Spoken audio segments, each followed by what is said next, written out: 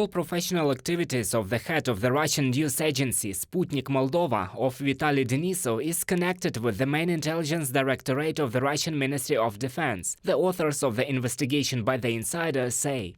Denisov has a very indirect relationship with journalism and, presumably, is a career officer of the 72nd Special Service Center, Military Unit 54777, which, in the interests of the Main Intelligence Directorate, is engaged in information injections and disinformation to foreign audiences, from a publication by the insider.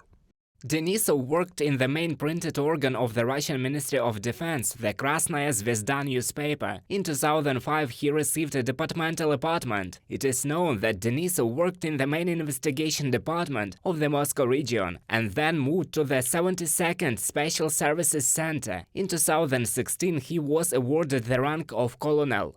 And 3 years later, he was assigned to head Sputnik, first in South Ossetia, then in Azerbaijan, and from 2022 in Moldova. Perhaps it would not have been resolved further if not for 2 points that were drawn attention to. First, they noticed that he is one of the coordinators of Russian propagandists in Moldova, a very convenient covert operation, because many of them went to the Sputnik Moldova, recorded on the radio, and he could meet with them informally. But the policy pursued by Sputnik Moldovas is important. The site was banned there, but the organization itself existed. They carried out pro-Russian Kremlin narratives. After the start of Russia's full-scale invasion of Ukraine, the Information and Security Service of Moldova blocked the Sputnik Moldova website, and in March 2023, Chisinau restricted access to 5 more sites of this news agency.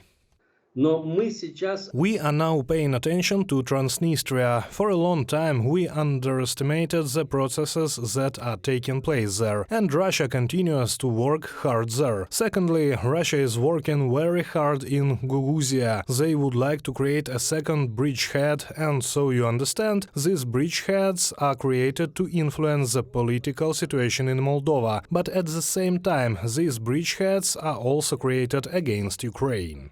The Kremlin has worked for decades to create a pro-Russian audience in Moldova, analysts say, and not only through the media. In April 2023, the Chisinau Appeals Chamber sentenced in absentia the leader of the pro-Russian Shor Party, Ilan Shor, to 15 years in prison with confiscation of property for fraud and money laundering. In May, the EU Council imposed sanctions on a number of oligarchs for destabilizing Moldova. On the list are Ilan Shor and the vice chairman of his party, Marina Taurberg. A month later, the Constitutional Court of Moldova declared the activities of the Shor Party unconstitutional, and the parliament voted to liquidate it.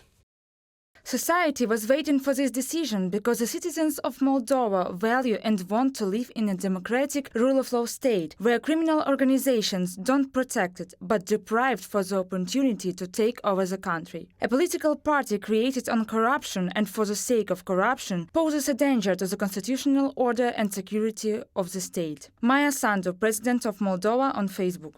In July and August 2023, Chisinau expelled 45 Russian diplomats and employees of the Federation Embassy. The reason is Moscow's attempts to destabilize the situation in the country. Reported by Roman Smoler, Yulia Hranovska, UATV News.